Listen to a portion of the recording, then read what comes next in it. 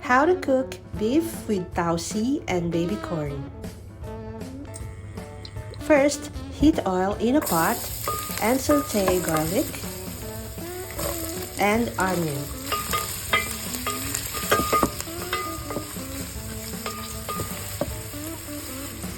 Next, we add the beef cubes.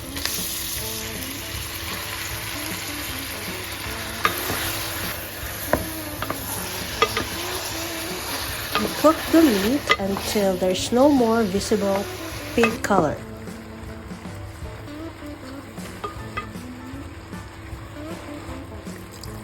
And then we add enough water, just enough to cover the meat.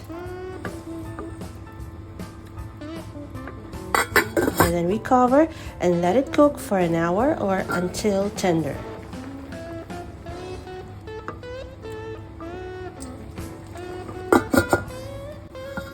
Check it from time to time to know if we need to add some water. And then we add 1/2 cup of oyster sauce and a small can of Tausi or salted black beans, and then 3 tablespoons of sugar, and then some cracked pepper and some baby corn. We cover and let it cook for a few more minutes. And then we add 1 tablespoon of cornstarch.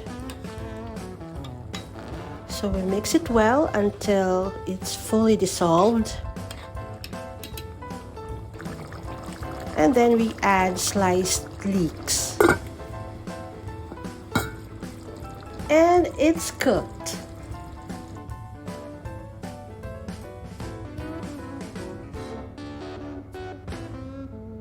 Thank you for watching.